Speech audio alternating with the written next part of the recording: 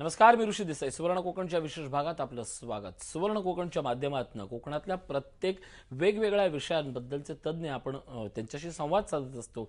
नवनव्या उद्योजकांचे त्यांचे प्रवाह शोधत असतो. शेतीतल्या नव्या उत्पादनांच्या आणि नव्या तंत्रज्ञानाच्या अशा काही शेतकऱ्यांशी बोलत असतो की हे सगळं काही कोकणात शक्य आहे आणि हे शक्य आहे हा आत्मविश्वास तुमच्यात रुजवण्यासाठी आपण दररोज सकाळी 6:30 वाजता हा संवाद साधत असतो. आज कोकणातल्याच एका वेगळ्या विषयाला आपण स्पर्श करणार आहोत.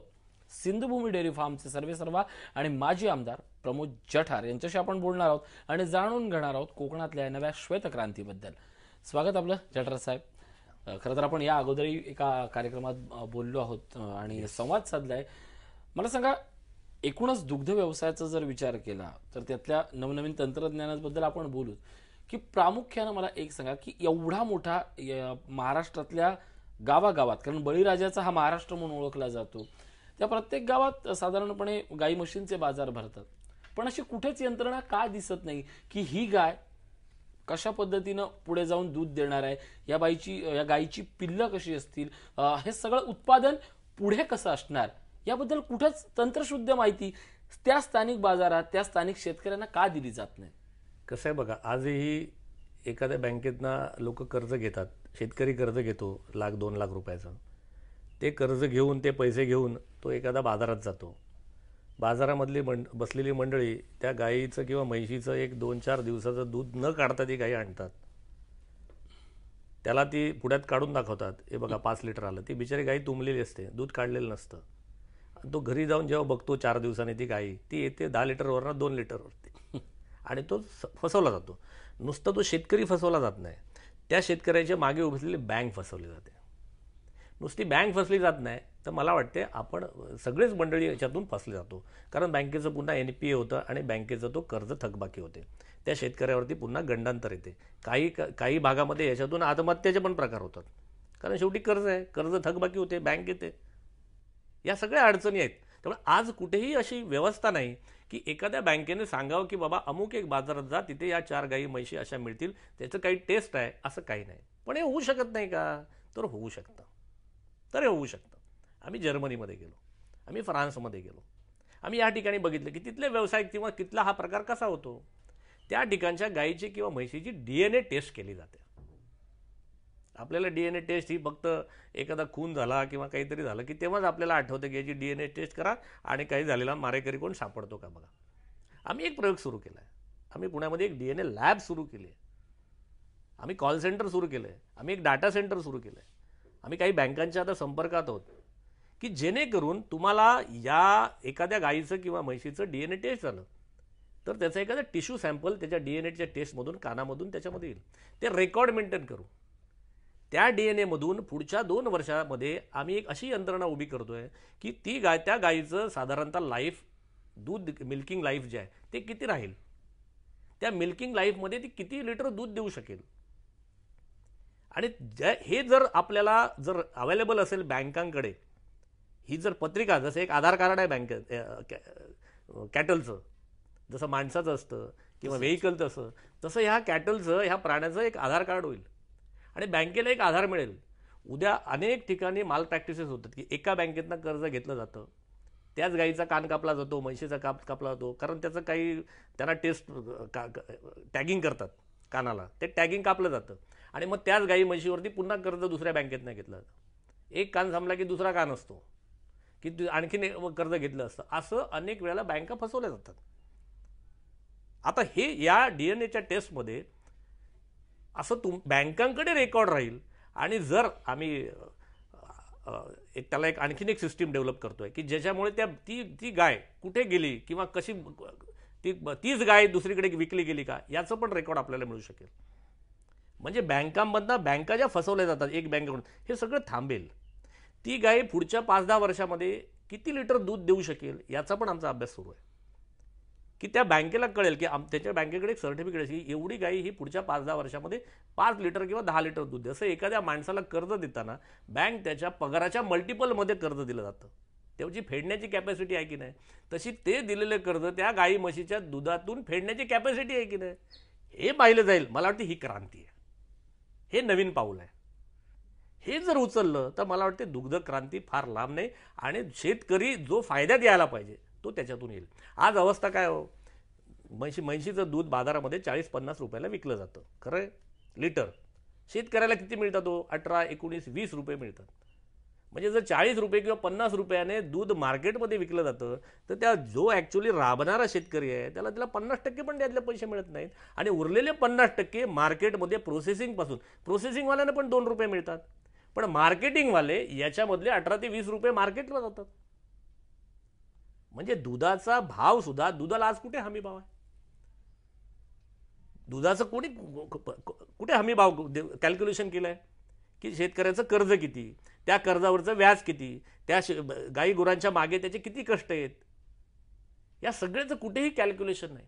म्हणून अशा प्रकारचं दुधाचा एक हमी भाव जर निश्चित झाला, पण हा हमी भाव होताना त्याची जी क्वांटिटी ऑफ मिल्क आहे ती वाढली पाहिजे. ती जर ठेवली कमी तर याच्यामधून कोणीच वाचणार नाही, ना शेतकरी वाचत, ना बँक वाचत, ना कोणी सरकार वाचत. त्यामुळे हे होण्यासाठी या सगळ्याच्या मुळाशी एक आहे की तुमचं गाई किंवा म्हैस पुढच्या 5, 10, 15, 20, 25 वर्षामध्ये तुमच्याकडे असे ब्रीड यायला पाहिजे, असं जेनेटिक रिफॉर्म्स व्हायला पाहिजेत की याच्यामध्ये तुमची गाई 5 लिटरपासून 50 लिटरपर्यंतचा प्रवास आता करणं अगत्याचं आहे. आणि मला वाटते श्वेत क्रांतीचं आजचं हे पहिलं पाऊल असेल. तेच टाकण्याची महत्वाकांक्षा मला वाटते सरकारने ठेवायला पाहिजे.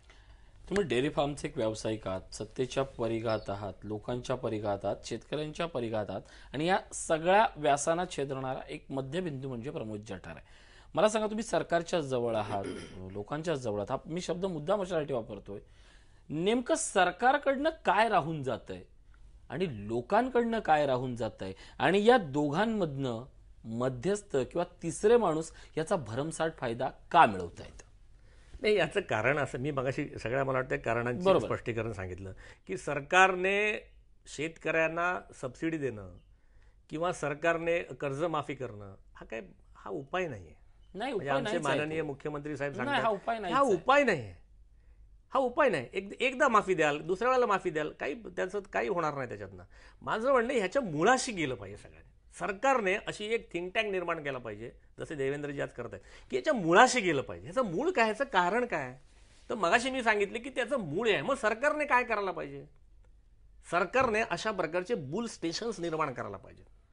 येस, सरकारने निर्माण करायला पाहिजे. कारण एवढा ह्यूज मनी 100, 200, 500 कोटी कोण करू शकतं? सरकारच करू शकतं, इंडिव्हिज्युअल कोणी करू शकत नाही. मग सरकारने त्यांच्या ज्या मुंबईच्या आजूबाजूला ज्या, आम्ही एक प्रपोजल, मला वाटतं मी महेश पाठकजींना नुकतंच भेटलो, त्यांनी एक मला सहकारात प्रपोजल सबमिट करायला सांगितलंय की ज्याच्यामध्ये मुंबईच्या आजूबाजूला असा एखाद्या त्यांच्या जागेवरती सरकारच्या मध्यस्थीने, केंद्र सरकारच्या मध्यस्थीने एखादं बुल स्टेशन निर्माण होईल आणि त्याच्यामध्ये जे आर्टिफिशियल सिमेंट जे चांगल्या बुलचं निघेल त्याची विक्री सरकार करेल.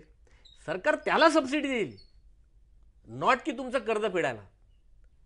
सरकार असं सांगू शकलं पाहिजे की आम्ही निर्माण केलेले स्ट्रॉ जे आहेत सिमेंटचे, त्यांच्या वीर्याचे, ते स्ट्रॉ घ्या, त्याच्यात तुम्हाला 99% फिमेल मिळेल. त्याच्यामधून निर्माण होणारी गाई जी तुमची निर्माण होईल फिमेल, ती 8 लिटर दूध देईल, 10 लिटर दूध देईल तुम्हाला. इफ यू वॉन्ट, बघा तुम्हाला गंमत सांगतो, आजही युरोपमध्ये तुम्हाला घोडा घ्यायचा असेल, एखादा तुम्ही घोडा शॉपमध्ये गेलात किंवा तुम्हाला घोड्याचं वीर्य घ्यायचे गेलात, तर तिथे तुम्हाला निरनिराळ्या प्रकारचे वीर्याचे प्रकार दिसतात. तुम्हाला बग्गीचा घोडा हवा असेल तर बग्गीचं घोड्याचं वीर्य मिळतं. तुम्हाला आणखी निराळा रेसमधला घोडा हवा असेल तर रेसच्या घोड्याचं वीर्य मिळतं. तुम्हाला आणखीन कुठल्या प्रकारचा घोडा हवा असेल तर तशा प्रकारचं, म्हणजे प्रत्येकाचं, अगदी डॉग्समध्ये, कुत्र्यांमध्ये, युरोप किंवा ह्या सगळ्या उर्वरित जगामध्ये यांनी याचं बायफर्गेशन केलेलं आहे.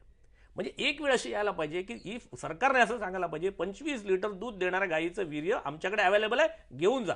नक्कीच मला वाटते सरकारने ह्या रिफॉर्म्समध्ये आलं पाहिजे. सरकारने, ना की सरकारने दुधाला सबसिडी द्या, दुधाला हमी भाव, मला नाही पटत ते.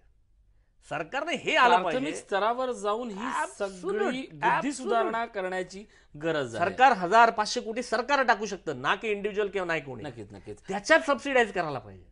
नक्कीच मित्र हो, अतिशय गहन अशी ही सगळी चर्चा आहे. खरं तर आपला जगण्याचा हा प्रश्न आहे आणि जगण्यातली ही जी पोषक मूल्य जी गायीकडनं येतात, जी या संपूर्ण दुग्ध व्यवसायातनं कोकण किंवा महाराष्ट्र नाही तर अवघ्या हिंदुस्थानला ज्या पद्धतीनं आज वाचवते आणि भविष्यात तरुण नेणारी आहे त्या व्यवसायाकडे आपण या क्षणाला पाहण्याची गरज आहे. आणि हाच विचार घेऊन सुवर्ण कोकणच्या माध्यमातून 11 ऑक्टोबरला दादर येथे दुग्ध विकास कार्यशाळा होते. आपण या नक्की कार्यशाळेला या स्क्रीनवर नंबर जातात. एक छोटासा ब्रेक घेतोय. पाहत राहा सुवर्ण कोकण, सामर्थ्य कोकणाचे.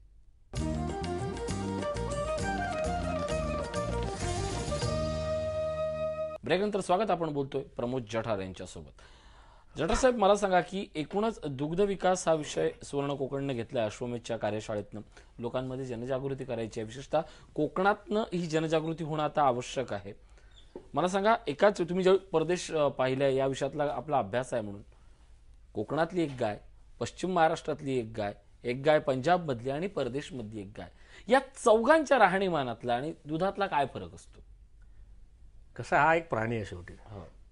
त्याला जेवढं प्रेमाने खाऊ घालाल, जेवढ्या प्रेमाने त्याला सांभाळाल, तेवढ्या प्रेमाने मला वाटतं तो त्याला मला रिटर्न देईल. हा एक फॅक्टरीज आहे ना, ती जेवढ्या प्रेमाने सांभाळाल तेवढ्या प्रेमाने दूध देईल. तिचं खाऊ प्रेमाने द्याल, तिचं सांभाळ कराल, तिचं पालन पोषण कराल. तुम्ही इतर भागातले जर गाई म्हशींची हे बघितली तर त्यांना जे फीड दिलं गेलं जातं किंवा तिथे निरनिराळे प्रयोग केले जातात. अनेक ज्या गोकुळसारखी संस्था असेल, वारणासारखी संस्था असेल, अगदीच पुण्यातले आमचे हे करतात, काही मंडळी पुण्यातले का हे त्या ताकदीने करतात. अनेक प्रकारच्या गोष्टी हे शेतकऱ्यांना देतात. चितळे करतात, चितळेंचं फार्म आहे, हे त्या ताकदीने त्या लोकांना सांभाळतात तिथल्या शेतकऱ्याला. कोकणामध्ये अडचण अशी आहे की अशा प्रकारचे सांभाळणारी आज कुठली योजना नाही. कोकणामध्ये गायी म्हशींना त्या शेतकऱ्यांना सांभाळण्यासाठी, त्यांची काहीतरी व्यवस्था करण्यासाठी, त्यांचं निरनिराळं फीड देण्यासाठी अशी कुठलीही सरकारी यंत्रणा आज उपलब्ध नाही, कोकणात नाही. हा प्रयोग मीच पहिला केला, मीच डेअरिंग केली की अशा प्रकारचं काहीतरी निर्माण व्हावं. मी काय पायोनियर नाही, अनेक लोकांनी केले, पण मी तो सस्टेन होतोय. तरी सुद्धा मला अनेक त्रास सहन करावा, आम्हाला हरकत नाही. मी हे केलं, मी हे करतो, पण हेच म्हणजे सर्वस्व नाही. हे माझं एक पाऊल आहे. ह्याच्यात अनेक योजना पुढे जायचं आहे. म्हणजे मला विश्वास आहे. मी अमूलच्या आनंदला मी जाऊन आलो, अमूल डेअरीवाल्यांना मी निमंत्रित केलंय. आम्ही शाहबाईंना भेटलो की त्यांना म्हटलं, मला तुमचं अमूलने जे क्रांती गुजरातमध्ये केली ती माझ्या कोकणात का नाही होऊ शकत? मला क्युरिओसिटी याची. वर्गीस कुरियननी जी क्रांती तिकडे केली ती आमच्याकडे का होऊ शकत? मी अमूलला पण दिलं निमंत्रण की तुम्ही या, तुम्ही पण आमच्या कोकणामध्ये अशा प्रकारचं दुधामध्ये क्रांती होण्यासाठी आम्हाला मार्गदर्शन करा. येस, काम. एक नवल वाटू नये की काही दिवसांनी अमूलनं तर कलेक्शन सुरू केलं अनेक ठिकाणी, आपल्याला माहित नसेल. बरोबर. अनेक ठिकाणी कोकणात, कोल्हापूरमध्ये, गोव्यामध्ये कलेक्शन सुरू केलंय, सेलिंग सुरू केलंय. त्यांचा पण आपल्याला उपयोग करून घेता येईल. माझं म्हणणं आहे, ज्या मंडळींकडे ज्ञान आहे, मग ते वारणावाली मंडळी असतील, गोकुळवाली मंडळी असतील, चितळे असतील, अमूलवाले असतील, महानंदवाले असतील, या सगळ्यांचं मिळून, जर या सगळ्यांनी मिळून ठरवलं की कोकण समृद्ध करायचं, की कोकणातना हा दुधाचा व्यवसाय वाढवायचा, असं जर सगळ्यांनी ठरवलं, तो कोकण हा असा प्रदेश आहे ज्याच्यामध्ये भरपूर पाऊस पडतो, भरपूर हिरवा चारा उपलब्ध आहे आणि मुंबई आणि गोवापासून त्या प्रमाणात जवळ आहे. तर कोकण हे मला वाटतं भविष्यात दुधाचं हब होऊ शकतं. नक्कीच. आणि ते होण्यासाठीच आपण हे सगळे प्रयत्न करतोय. अमूल असेल, गोकुळ असेल, वारणा असेल, महानंद असेल, कृष्णा असेल, वाळवा असेल किंवा अगदी येळगुड असेल, वेगवेगळ्या दुधाचे जे ब्रँड आहेत त्याच कोकणात या सगळ्या एस्टॅब्लिशसाठी एक सेंटर शोधतायत. सेंटर म्हणजे केवळ जागा नाहीये, तर त्यांना ती सगळी उत्पादन क्षमता हवी आहे का याची चाचपणी करताय. आणि ही चाचपणी करतानाच तुम्हाला अश्वमेधचा, सुवर्ण कोकणची ही कार्यशाळा नक्की मदत करेल. एक छोटासा ब्रेक घेतोय. पाहत राहा सुवर्ण कोकण, सामर्थ्य कोकणाचे.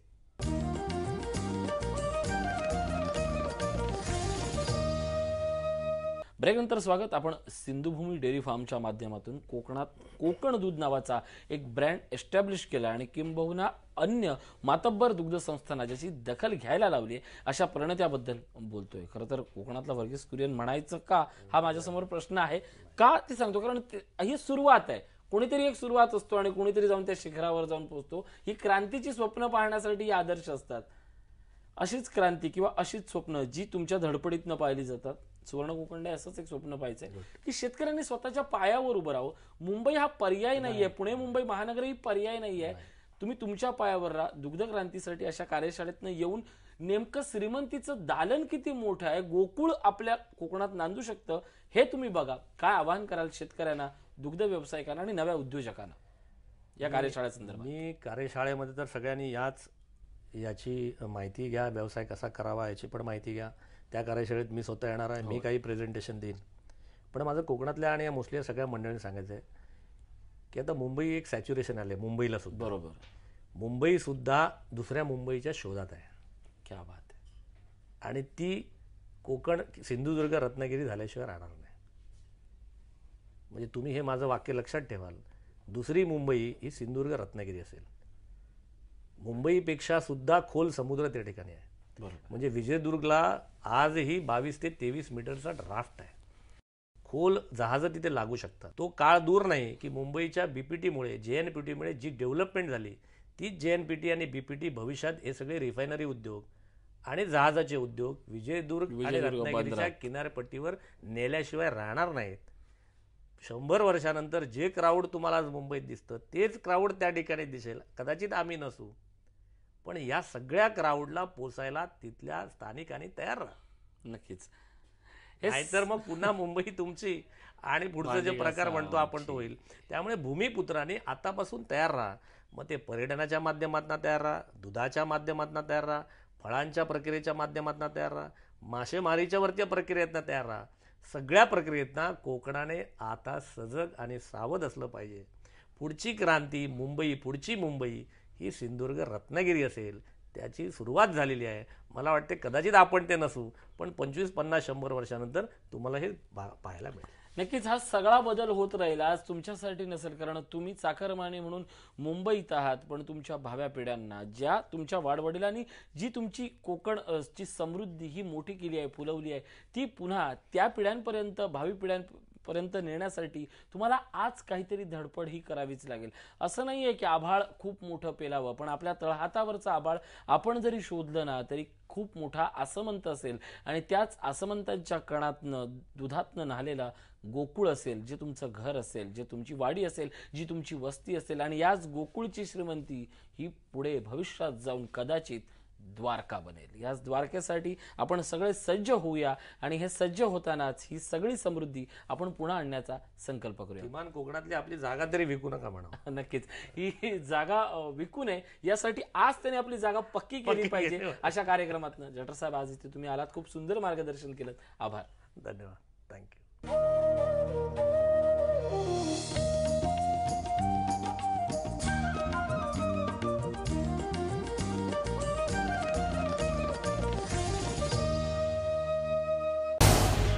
झी 24 तास रहा एक पाऊल पुढे.